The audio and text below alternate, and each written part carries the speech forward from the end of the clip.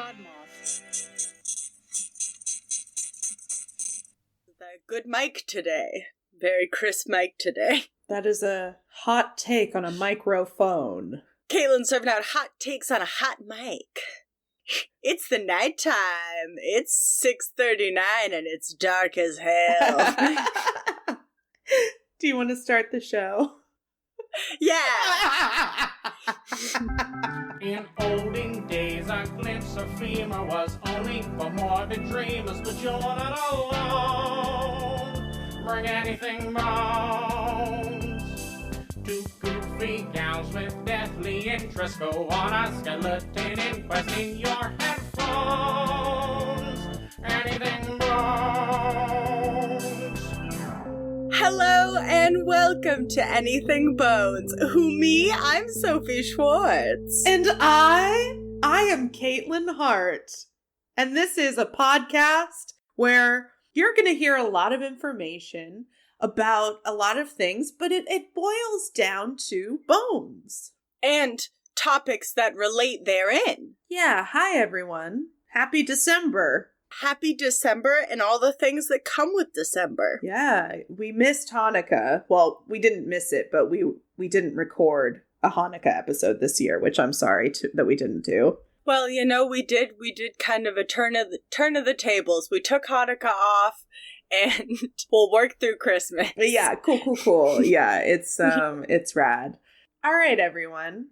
Should we dive right in, or I mean, did you have any small talk for me? Yes, I did actually have a small talk for you. I had a question. What? I don't mean to, put you on blast, here on the podcast, but I didn't actually get to ask you off of the podcast, and I kind of got to know. But were you up last night at, 4:30 in the morning sending cat memes to the fucking cat chat? Yes. Yeah. So I've done this nasty thing all week long where I have fallen asleep on the couch at a very early hour, 8 o'clock, 9 o'clock, whatever. Mm. And then I wake up either an hour or two later and it's oh, okay, time for bed. Or last night I woke up and I guess it wasn't the nighttime, it was this morning. I woke up at about 4 o'clock. Being what do I do? Because I have to get up for work pretty soon, but yeah. I ended up sending some cat memes and then going back to sleep. Thank you for asking. I only asked because I fell asleep at my You computer liked doing it. I know. I was wait. I'm pretty sure at the time I was doing this weird thing at 4:20 in the morning. Sophie liked it. So I was okay, I guess we're both up. And I was should I call her? And then I was I had that thought too. And then I was it's 4 a.m. We should both be sleeping. Yeah. Don't do it. Yeah. But then I was it is 4:20. How fun is that? Well, next time, actually, no. I think it's a safe assumption that if you're awake at 4:20 a.m., what are you doing? I know what you're doing. You're thinking about bones. Okay, now that we're here, should I start my topic? That's all the small talk I had. That was my burning question. That's so funny. That was my gotcha journalism. Oh yeah, a little insight into our mornings over here on Anything Bones. So I'm gonna do a murderer. Shocker. I am doing a murderer who is in the field of healthcare, which I don't think I've done before that I can recall. Do you remember anything like that? I don't think so. I think we've left the medical industry well enough alone up until this point. So this is kind of an angel of death story. I'm going to be talking about Nurse Jolly Jane Toppan from Massachusetts. You know, every time a serial killer's got Jolly in their name, I get the spine tingles. Yeah. I don't like it. Yeah, we don't actually like her. I listened to a great episode of Criminal, which is hosted by Phoebe Judge, whose voice is just butter. Yes. This was episode 38 of Criminal. Bailey Sarian did a video on this lady, which is where you probably know her from, Soph. I'll link to her video below in the show, or no, not below. I'll link to her video on the website, our website. God. I mean, it's technically below if you, like, open up the notes under the player. Yeah, you can just get right to the website. You don't even have to Google us. But you'll get us if you do, because our SEO is amazing. Thank you, Squarespace. Not an ad. Thank you, Squarespace. I also read some articles. One was from the New England Historical Society. One was from allthat'sinteresting.com. And then the Lowell Sun did an article on her as well. Lowell Sun. Lowell, Lowell. It's a town. Ah, not an exclamation of laughter. No, it's not LOL, Massachusetts. But that would be funny. LOL, Massachusetts. Oh, that's funny. So, Jolly Jane was born around 1857. Obviously, this was so long ago, so we don't quite know. She was born Honora Kelly. Some sources I read also called her just Nora instead of Honora. And she was born in Boston, and she was the youngest sister in an Irish family who had immigrated to Boston. When she was 1 year old, her mom dies of tuberculosis, which is terrible. Her father, his name was Peter Kelly, he is said to have had some kind of nervous breakdown, and he either did succeed or tried to sew his eyelids shut. Oh. There's like very little, it's just like, I'm supposed to just move on from that. No, oh no, oh no. Yeah, yeah. So at some point in the midst of raising his daughters, he had some kind of nervous breakdown and needed to go away to an institution. So, you know, it sounds like they either like bounced around to like family members' houses for a little bit. And it's also unclear if Jolly Jane had one sister or four. So I say that's quite a discrepancy. So I say they because I have no idea. But anyway, in 1863, either directly after their father's incident or sometime later, not quite sure, they end up in the Boston Female Asylum, which is like an orphanage, basically. The sisters kind of fall off the face of the earth at this point. There's one source that said one of the sisters became a sex worker and died. This source also said that there was another sister who maybe ended up in an insane asylum. So, take that with a grain of salt. But we do know Honora, aka Jolly Jane, left this orphanage to become an indentured servant at the Toppan residence in Lowell, Massachusetts. So she was, yeah, her mistress was Anne Toppan. And this is so weird. They apparently passed her off as Italian, whose parents had just like died. And that was just because of the stigma around Irish people, which is just gross. Oh, wow. The Irish have been treated very poorly. I mean, so many groups of people have been treated poorly, but ugh. It's so funny that they would go, I guess, you know, this is America, so at some point there's been, you know, almost everybody's been the it-hated group, but, you know, Italians weren't that popular either. It's so weird. But at this point, the Toppans rename her Jane Toppan. I guess Jane is more American, Italian, I don't know. Boring. Yeah, plain Jane. Yeah, no shade to people named Jane. No, not at all. If you started out with Honora. And then you became Jane. Yeah. It's kind of weird. Okay, so she, by all accounts, like had a lot of friends and was pretty popular because she like went to school. But she also got in trouble for lying a lot. Oopsie. We're going to see that come up a little bit later. Hey. Shocker. You wouldn't think, but a serial killer actually lies too. I mean, I wasn't going to say it. I know, you're all just bewildered. So she's 18 and she graduates from Lowell High School. And at this point, her indentured servitude is like over. But she ends up just like staying with the Toppans. She's like, no, I kind of like these people. And after the mom dies, so Anne Toppan, after she dies, the foster sister Elizabeth and her husband Oramel take over the like family home. And by all accounts, Elizabeth and Jane got along pretty well, but we think that maybe Jane resented Elizabeth for being like the biological daughter and yada, yada, yada.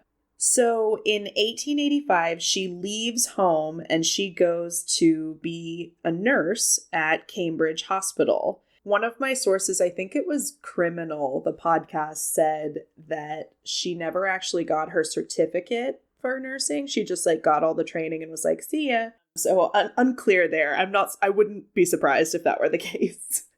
I mean, that's kind of bonkers if you've gone through the whole... I mean, she must not have thought she could pass the test or something. Who knows? I mean, this was a time where a lot of people just took your word for it, whatever it was. Like, you're a nurse? Oh, great. I need a nurse. We're going to see that mentality kind of just come up all the time. You have a skill. I need you in my house now. Yeah, well, I was going to say, we're always in a nursing shortage. We always need nurses. Of course. And I have to just say, 99.9% of nurses are awesome and amazing and necessary. But this bitch did not deserve the title of nurse.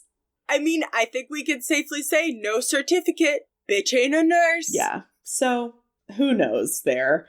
So this is when she is given her nickname Jolly Jane. Oh God, why? Well, she was really popular. She had this tendency to like make people smile and make people happy while just lying through her teeth about everything. So patients actually really liked her. And like she made people feel better, which is kind of weird. Interesting. But underneath this facade of bullshit, she was trying to figure out how she wanted to fucking kill people. Oh my God. I almost forgot she was a murderer. Yeah, this is not a happy story of a nurse in the 1800s, unfortunately. She started out mostly with experimenting on her patients at the Cambridge Hospital. She liked to do this to the people that were already kind of weak or old, which is shitty. I mean, it's shitty to do to anyone, but yes. It's extra shitty to the elderly old and weak people. Exactly. So she liked to use morphine to like numb them down, and then also use atropine to like wake them up. So she would just have them going back and forth on the brink of death, basically. Jesus. Just to see what was happening and why, like what it would do. That's... She was doing this and she either killed her patients or this happened to them and they don't remember because they were basically unconscious. So the number of people that she killed, I'll get into it later, but we honestly, we have no idea because she just liked to experiment on people who were already suffering or close to death. But she was pretty good at hiding it. She would do fake charting and just make sure that nobody was around when she was doing her weird bullshit. At least she did her charting. Yeah. Allegedly, while they were dying, she would get into bed with them and hold them and comfort them. Oh, oopsie poopsie. I'm just gonna tell you right now, this is fucked up, but she did admit to getting off on this practice. She got some kind of sexual charge from watching these people suffer and die. Well, on Criminal Minds, they would say it's a psychosexual... Yep. Something or other. Something or other, yeah. I don't know. It's psycho, it's sexual, she's killing people. I'm over here I've got 7 screens on my computer, and I'm poking them all, even though this is 2007 and none of these are touch screens. It's Criminal Minds. Oh, gotcha. So she never actually admits to killing anybody at the Cambridge Hospital, but come on. She probably did. And who would know? People were dying left and right in these hospitals. They're already close to death. So it's it's a hospital in the 1800s. I'm sure that's utter chaos. I'm sure it was. So I just really think she could have gotten away with pretty much anything she wanted. And nobody caught on to it because they recommended her to the Massachusetts General Hospital, where she continues experimenting on people and then actually does get caught handing out painkillers, over prescribing painkillers or whatever. She was not the smartest tool in the shed, but she thought she was. She gets let go from the hospital, but even despite all of this, she gets business from doctors recommending her to their clients as a private nurse.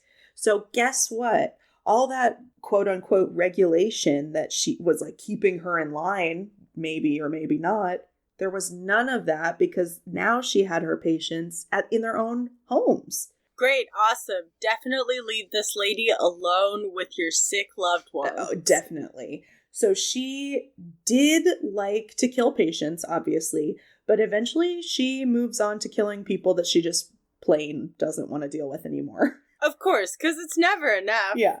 She kills her elderly landlord and his wife with poison because they had, quote, gotten feeble and fussy and old and cranky. Ugh. So she killed them.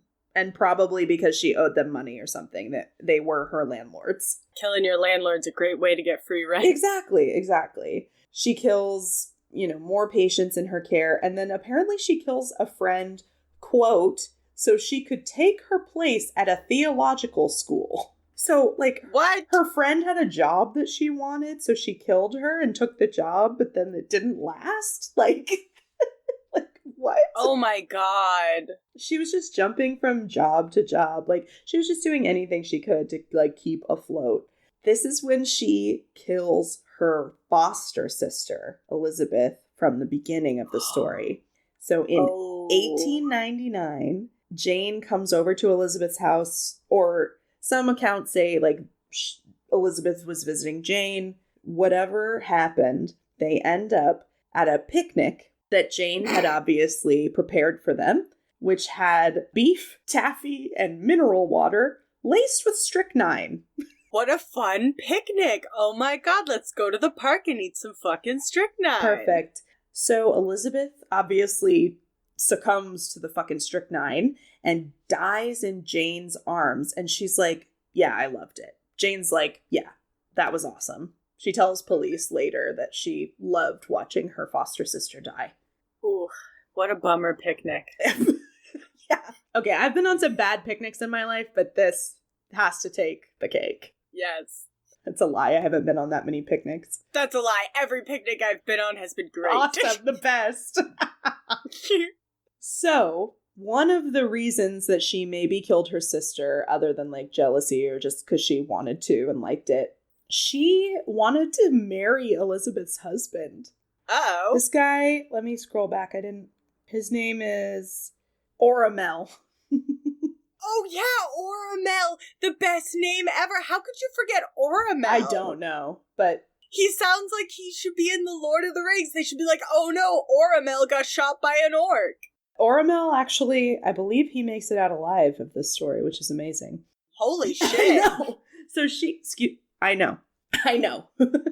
I'm coughing up a storm. Yeah, I thought he was going to beef it. No. So she wants to marry him. So she's doing everything she can to get his attention. Apparently, she kills his housekeeper and his sister to get his attention and take over their jobs in the house and take care of him. She tries to poison him just enough to let her nurse him back to health, which is that Munchausen's by proxy thing, which is so fascinating but so disgusting and creepy. Yes. Unfortunately, once he gets better, he's like, no, bitch, get the fuck out. This is too much. And does he know?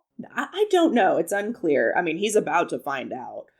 This isn't funny, but apparently she tried to poison herself and she was hospitalized. But one thing I will point out is if she's got all this medical training and she's killed these people, I think she would know how much poison she needed to take to kill herself. So just let me leave it at that.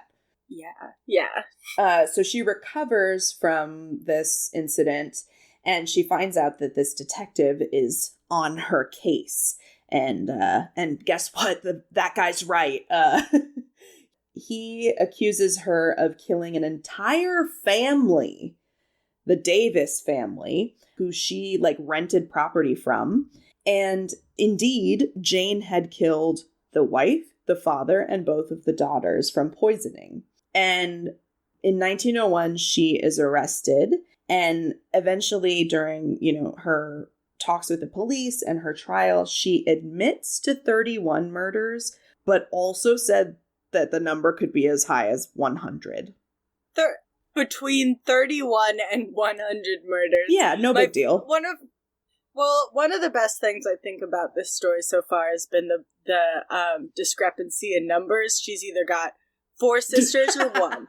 She's either killing 31 people or 100. Either way, she's fucking shit up and stay out of her way. Exactly. Jolly Jane did not come to play. No, she did not. Holy shit, she cannot be stopped. No, dude. She killed an entire family. Yeah, just 'cause.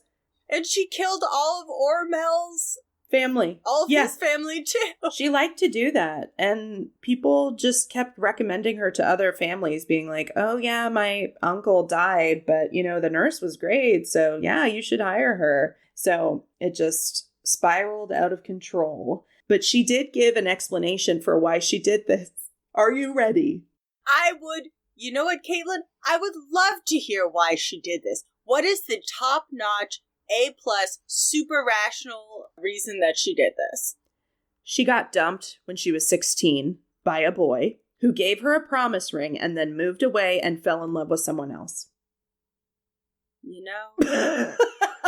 If I did a murder for every time that happened to me, there'd be a lot less people in this world. Yeah, are you kidding me, Jane? Jane, I say this with, I was going to say love and support, but not at all. You have to get over it. Yeah. So this is a quote from Jane herself. Quote, if I had been a married woman, I probably would not have killed all those people. I would have had my husband, my children, and my home to take up my mind. Isn't that so sweet? Katelyn said, isn't that so sweet? She didn't say that, but I was also being sarcastic. Yes. Way to push us back in feminism, Jane. And B, no, I believe you would have still killed people. Yeah, it kind of seems like she just wanted to, and she did it. So at this point, when she's, on trial, some patients do come forward and are like, yeah, I kind of remember a weird incident where, like, I woke up and she was in my bed. Shit like that came out. Some people had, like, assumed it was a dream or, whatever. But yeah, this is when she tells the police, and then everybody finds out that she got some kind of sexual gratification from all this. When that fact is revealed, the jury is like, oh no, bitch. And they actually give her a sentence of not guilty by reason of insanity. So she is sentenced to live in an asylum for the rest of her life, which I think is appropriate here. Yeah. I don't mean to make light of mental illness. That's not at all what I'm trying to do here. Mental illness is mental health is health. And I'm not trying to make light of any of that, but she killed 31 to 100 people. So, you can't really redeem yourself from that. I mean, it's that or prison. Like, she took people's lives and she had to be put away. Yeah. Yeah. She's a complete menace to society. Yep. Before she died in 1938, allegedly, she said something along the lines of, quote, get some morphine, dearie, and we'll go out on the ward. You and I will have a lot of fun seeing them die. Oh, wowie, wow. Jane, to the very end with you. Yeah, she loved killing people, and she just wanted to do it. Come on, I'm old as hell. Let me do one more murder, please. Yeah. Well, she just thought that, like, if somebody was old or sick, their lives, like, weren't living anymore. So I think that's how she would justify it. She's like, oh, I'm helping them. But obviously that wasn't her choice to make. So that's Jane, Jolly Jane Toppan, the biggest bitch in the West. Seriously, terrifying murderer and predator. Also, she is the biggest bitch of the East, because that was on the East Coast. So my bad there. Title's still available here on the West side. Yeah, up for debate there. Yeah, I mean, you and me, let's have a debate. All right, well, while you and I debate which one of us is the biggest bitch in the West, let's do a little ad real quick. Woo!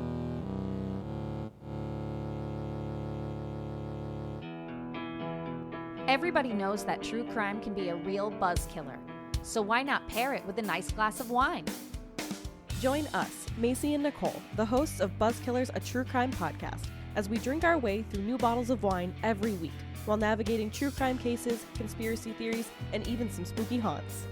The deep dives are kept light with banter and personal tales, and even the occasional boozy hiccup. Listeners are encouraged to grab a drink of any kind and tune in every Sunday as we tell the tales of the wicked that plague this world. Buzzkillers can be streamed on Apple Podcast, Spotify, Amazon Music, and anywhere else you like to listen. Check out our website, www.buzzkillerspodcast.com, for more information.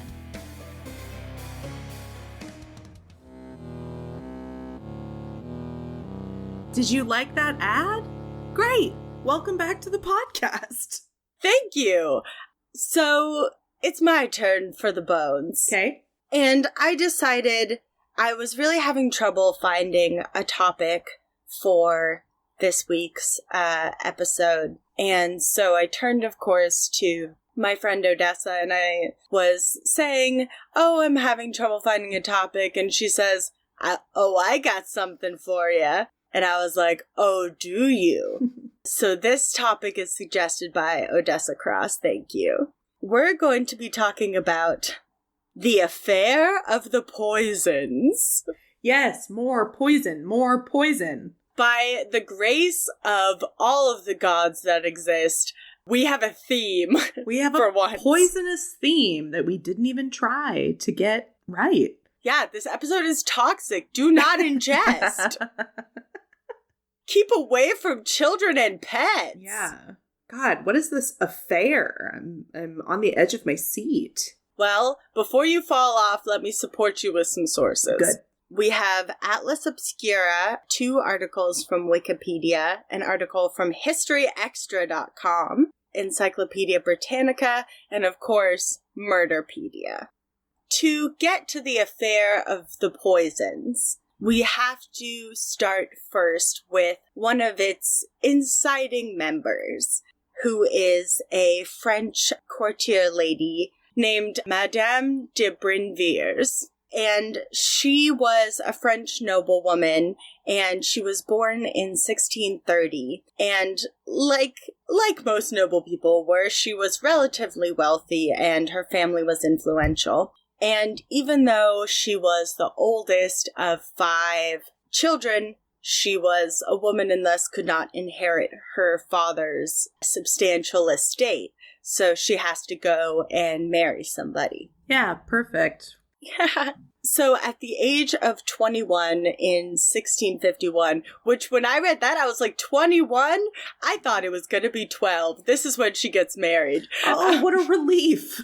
I know, right? 21, which I would feel is young now, but is blessedly old then. Yes. So she gets married to Anthony Goblin. No, it's not. Gobelin. Okay. Yeah. That's amazing. That's a great name. Sometimes you don't really truly think about these names a lot when you're doing the research, and then you remember that you do have to say them out loud. So he was a baron, and he also had a massive estate, so she was like, cha-ching, let's marry this guy. And she had 3 children with him, 2 girls and a boy. She actually had a total of 7 children, though, at least 4 of which were from external affairs. That is a lot of children. Yeah, and a lot of sneaky children. Yeah. So in the time after she was married, she ends up befriending an officer, a military officer named Godin de Sainte-Croix, and she starts a very long-lasting affair with him. And her father hears about her sexual affair. I'm not sure how. Ugh. But he hears about this, and he also hears about the fact that she is separating her wealth from his wealth because her husband is gambling away all of his money. And so she's trying to separate her wealth from his wealth so that all of her money doesn't get gambled away. And her dad is like, no. In France at the time, it would have been kind of the social equivalent of getting divorced, which is like social suicide. Yeah. In France at the time. So it was pretty shitty for her, I guess. But because of this affair and of this money thing, her father actually gets a signed, letter from the king to have her lover arrested. Oh, God. So dramatic. A signed letter from the king being like, stop it with the fucking shit. Because they throw him in the Bastille for 2 months. Oh, God. And this would prove a pretty bad move for her dad in the long run, actually. Because while Saint Croix the lover is in the Bastille, he starts to learn the art of poisoning. Oh, that's gonna come back to haunt those people that have wronged him. Uh-huh. So there are a couple ways he might have gotten into poisoning, how he came to this new hobby, one might say. He might have been in the Bastilles at the same time as this infamous poisoner Exiti, also known as Egedigi?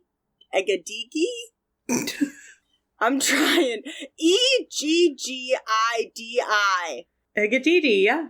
Yeah, I was going to say how you go at that. I don't know. So he was a famous poisoner, and he was Italian, and he was in service of the Queen of Sweden, who was also an expert on poisons. No, he was an expert on poisons. The Queen was just a queen. Oh, okay. I was like, why did she hire an expert poisoner then?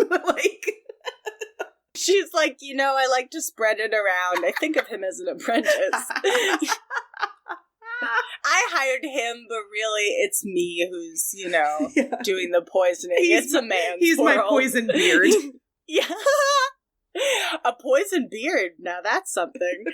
So our guy Saint Croix might have met this Eggy guy. He also could have met Christopher Glasser, who was a Swiss pharmaceutical chemist. And in the end, a lot of historians think he actually didn't know either of these people. He just used their famous names when peddling his wares, his poisons, to give himself street cred. Sure. But so he gets released from prison eventually, and even though he's married, he still remains friends with our girl, Madame B, let's call her. And so him and the Madame start hanging out, and they start working on these poisons together. And the thing is at the time, poisons were not understood super well. We just knew that they killed you, and that's what they did. And they were also really hard to detect after death. And a lot of crimes, a lot of poisonings went unpunished. And French people were really freaked out about that at the time because there was a xenophobic, racist connection between Italians and poisoning. What? And yes, because of Catherine de' Medici and her proclivity for poisoning. Shit. Yes.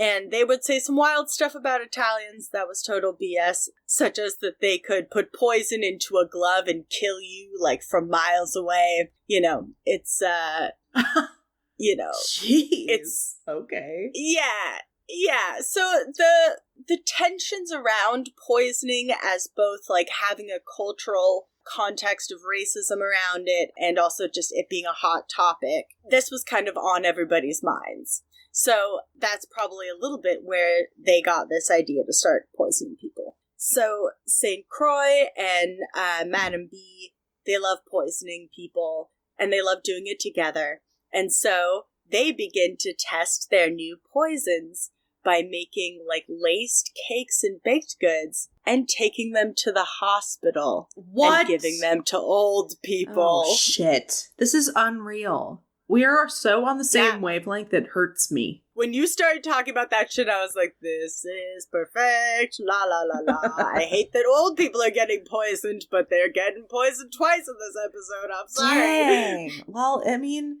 that's a vulnerable group, so people tend to prey on vulnerable groups if they're going to do something nefarious. Oh, yeah. People love... It's horrible, but people love to fuck with old people. They love to scam them. They love to steal their money. They love to take advantage of them. Don't do it. Yeah. Leave the old people alone unless you're doing something nice or helpful. Yeah. Go help an old person today. So, they were, of course, never caught or tried for any of these old people poisonings. So, in 1666, Madame B started to slowly poison her father. Okay. And he would eventually die on September 10th of that year. How she did it? She hired a guy to go work in his household and slowly poison him, like, over time. And then when he was getting sick, she moved back in with her father to poison him daily. Jesus Christ. So because of her father's death, she was able to inherit a bunch of money, but she quickly burned through all of that money. So, naturally, she poisons her brothers to get their money. What the fuck?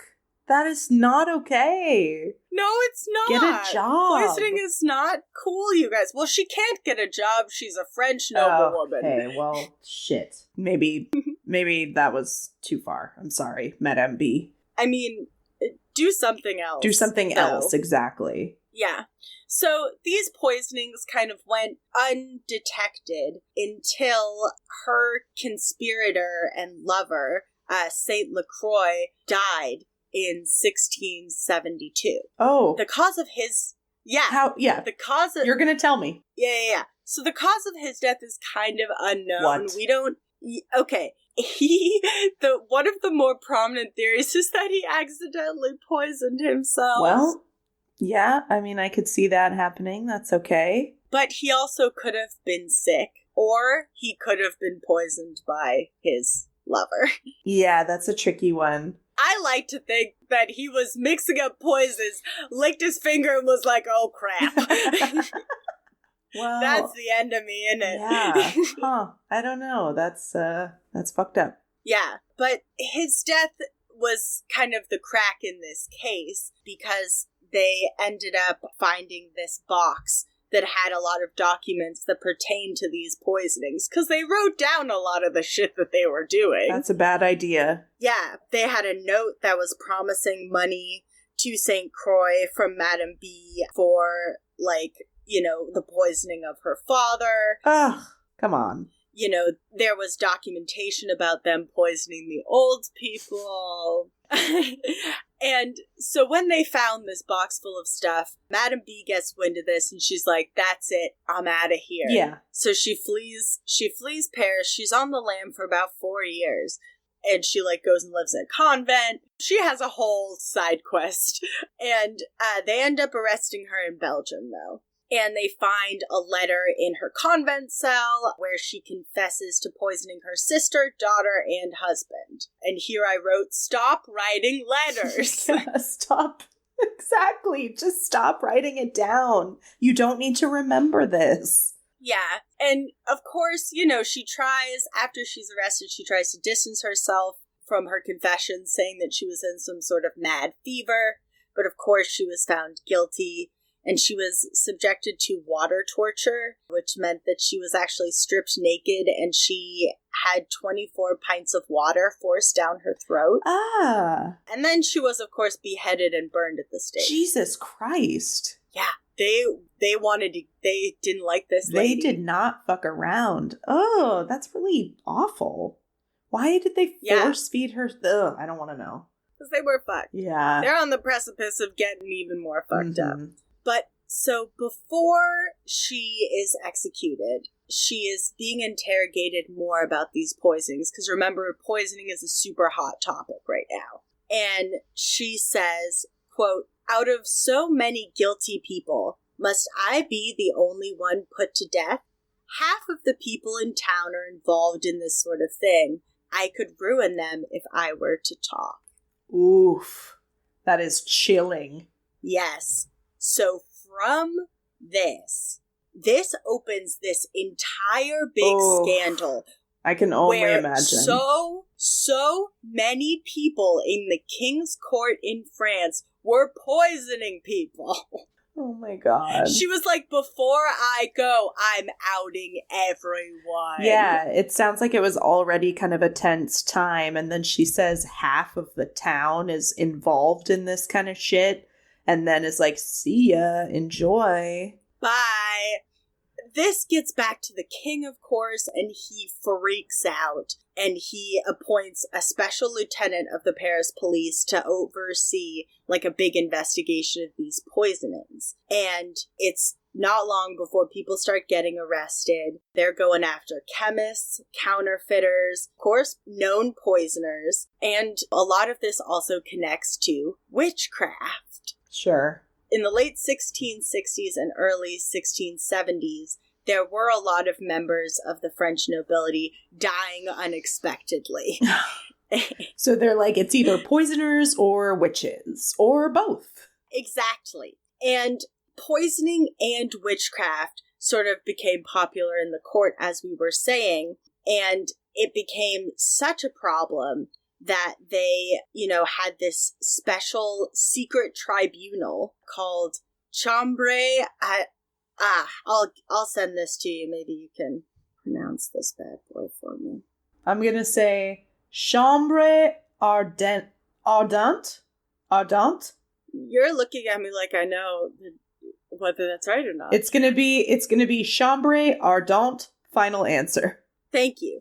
Or the burning room in English.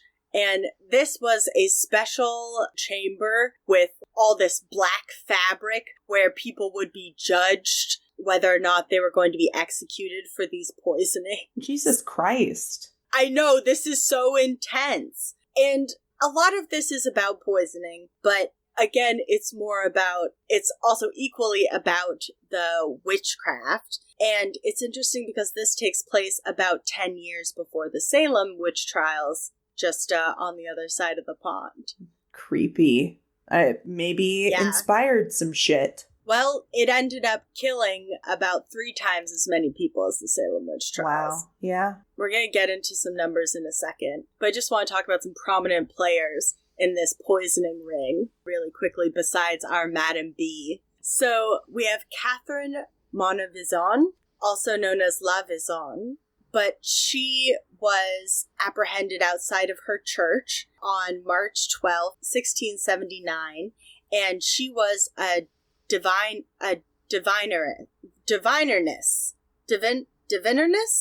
She was a witch. I was like, she had some bad fish?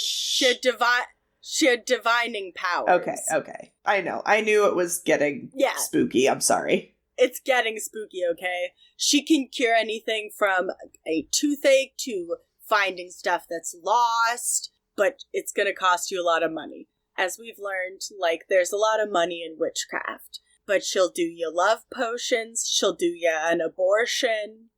She was actually such a prominent member of society that almost every woman in Paris knew of this witch. She, like I said, she could cure you of a myriad of things and was just known also as a confidant to women. And she had kind of a fun bonus, which was that she was approved by God. What, she told people that, or? Yes. Okay. She called herself, quote, High Priestess of Christian Congregations. And the researcher Benedita Durami writes, she was, quote, a pious worshiper who conceived her occult powers as a gift from God, end quote. She would often encourage people to, pray for what they wanted, but if praying didn't help, she was like, I can get you there. If God doesn't do it for you, I'll take care of it. Wow. Which is a fun new twist on witchcraft. Interesting. Confident. Yeah. I wrote here, poisoning is never cool, but Yeah. A lot of women at the time, almost all women at the time, did not have a lot of power socially, politically, or domestically. So sometimes if they were in abusive relationships or in situations that they couldn't get out of, poisoning would seem like the only way to have influence over your own situation.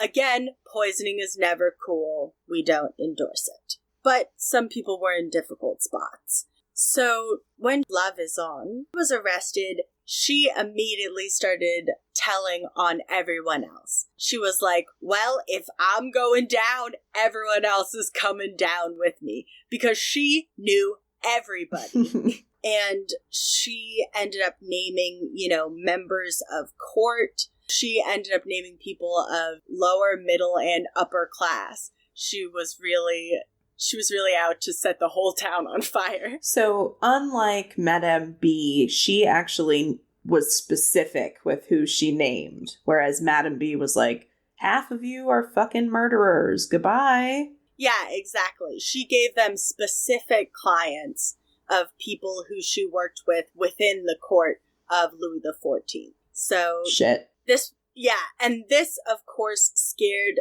the living fuck out of the king. And this led, of course, to the arrest of another prominent player named, I'm going to send another one to you. Oh, Jesus. I know. I think this guy's name was Athénée de Montespan.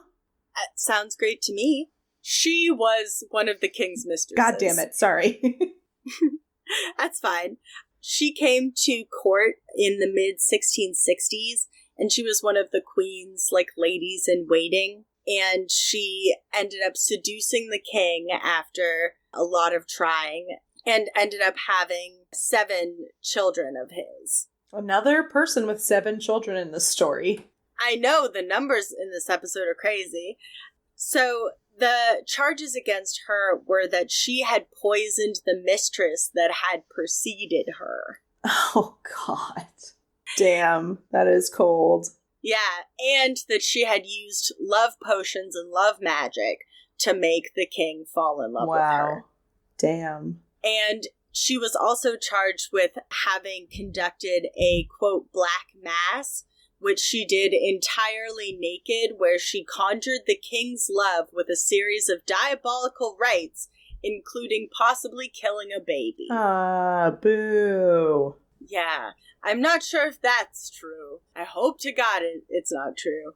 But the king was kind of conflicted as to what to do about this, because he really liked her, obviously, but he was really freaked out by these poisonings.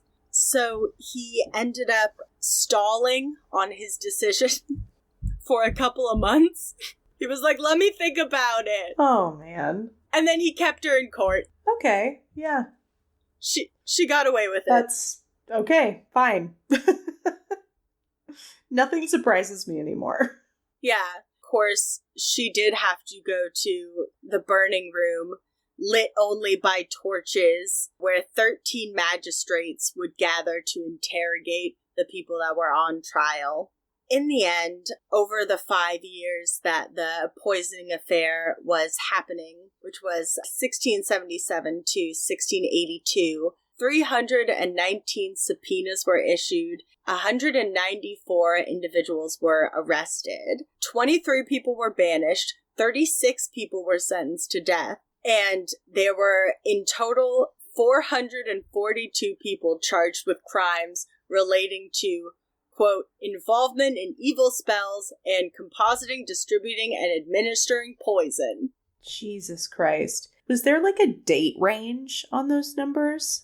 This was all between 1677 to 1682. Wow. That is so nuts. It's so nuts. When I say they were poisoning crazy, they were poisoning crazy. Oh my God. I never knew about this. Me neither. I had no idea. French history can get so buck wild sometimes. Yeah, I guess I should have known. Zut alors. Zut alors. So at the end of all of these trials, Louis XIV issues a royal edict in 1682 that bans all sales of poisons and declares all magic to be fraudulent. Good. And anyone who performed magic was to be banished from the kingdom, and magicians, this does say magicians continue to be prosecuted in the royal court, and that just makes me think of magicians like stage magicians. Yeah, like Gandalf. Well, he's not a stage magician, but like Gandalf in the court. Well, I was thinking like ball and cup stuff. Oh, like that too. Rabbit out of a hat. A little less Gandalf and Dumbledore and a little more David Blaine. Yeah, a little less Gandalf, a little more Chris Angel. Okay. But I just want to end on this quote about this whole thing by historian Linwood Moldenaire. And it says, quote, "What's noteworthy about the affair is that it shows how people from the top to the bottom of the social spectrum participate in shared magical understanding of the world." So I just think it's interesting how poison and magic kind of went hand in hand in this one, and how one woman can tell on another woman who can tell on everybody. Yeah, that was a wild ride. Right? Thank you, Sophie. It's very much... Oh, thank you. And thank you, France. You know what? Thank you, France. Thank you for poisoning each other. How about thank you for listening? Yeah. Thanks, everybody. We are glad to be back recording after a little break. We've got a website. You can click the link to get to that below in the show notes. We've got t-shirts and coffee mugs. And also, we are part of a great network called Podmoth Media Network. Go check them out on Instagram. There's a bunch of cool spooky shows on there. We love you guys. Yeah, appreciate your bones today. And don't poison anyone, for God's sake. Yes, keep your hands to yourself. No. Appreciate your bones and keep your hands to yourself, guys.